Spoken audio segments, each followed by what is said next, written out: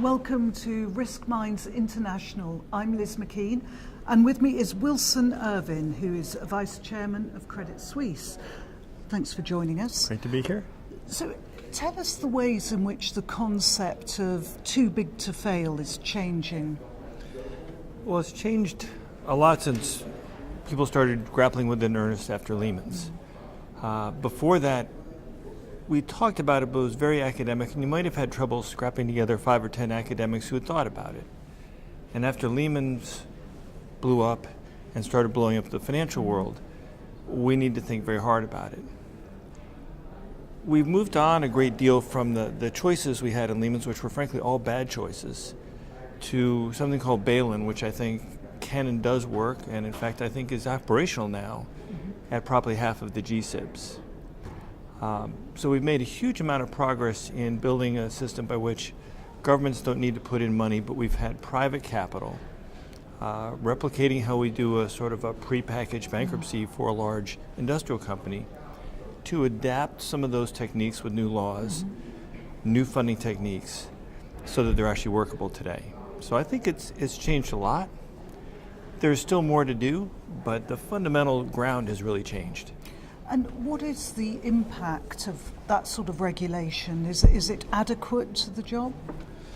So we must make sure that the perfect doesn't get in the way of the good. There are many things that I could look at and say, oh, I wish it was a little bit different.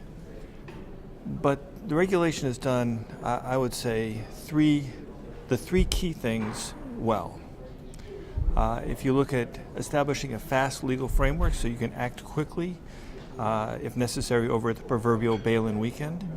We built that in the U.S., on the continent, and in Switzerland. So the legal framework has been well built. Secondly, we experienced a new type of run in the crisis, a derivatives run. We had retail runs in the old days, lines outside bank branches, but this was a new type of run. And we put in place a new protocol that was worked through by banks and central banks to basically stop and stay a derivatives run. That was hugely important, quite technical, but hugely important. The third most important thing is money. To make resolution work, you need to have a lot of the right kind of funding so that you're not going after mom and pop savings accounts or payroll accounts, but you've got long-term investment capital that you can use to recapitalize a bank. And we've now built out a huge amount of that.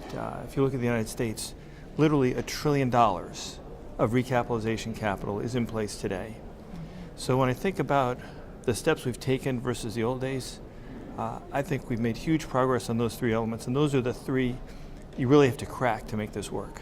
And do you think that risk managers at the banks are up to speed with this? I think risk managers are. One of the things I worry a bit about now is we're now about 8 years since the financial crisis. We have gone now so far into implementing many of these things that people work on substreams. They see only a portion of the picture. What does this mean for this part of my resolution recovery plan? I think most of the senior risk managers still see the big picture. But like with a lot of regulation, as you build it more micro, in execution mode, sometimes you can lose the forest for the trees a little bit. You've been talking today about bail-ins, and in fact now you seem reasonably confident about them.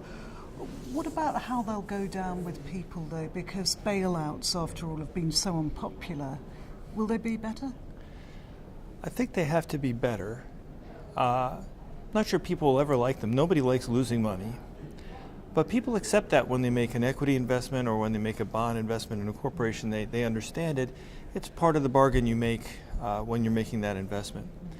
So will they be popular? No, people always would like Uncle Sam or Mrs. May or Mr. Draghi to somehow sail in and save them. But I don't think taxpayers want to do that anymore. And in some countries, they may not have the capability to do that anymore. So I think we have to find an alternative solution. And this is one that, as the terms of this New Deal become clearer, I think people will accept it. As they say, never be popular, but I think it will be something that people understand and people accept. And there have been so many big political developments this year, Brexit, the American election. What kind of year has it been for CROs? I think to date it has been an interesting year. It's getting more interesting because if we were talking 6 months ago about President-elect Trump, if we were talking about a post-Brexit world, if we were talking about an Italian referendum like the one we've just had, I think people would say, well, that seems like a relatively low probability world. But if it happened, a relatively high change world, that a lot of the status quo that you and I have experienced for much of the last 10, 20 years is being challenged. So I think for CROs, this has been a busy year, but the interesting stuff is to come. The interesting stuff is, I think, 2017 and beyond, as some of these change agents, as we see the shape of what they actually want to do. So how can the CROs best equip themselves?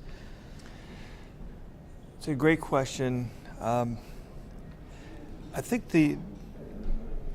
for me, one of the best things to do is you have to run all your numbers, all of your VARs and economic capital and Basel capitals, et cetera, day to day. That's all important.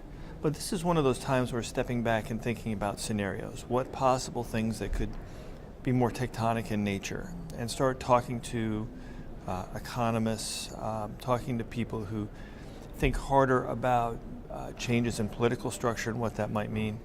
This is one of those times when you need to step away from running the machine, as hard and daunting as that is, and ask those questions about what really is new. What might be the implication of a new administration in the United States?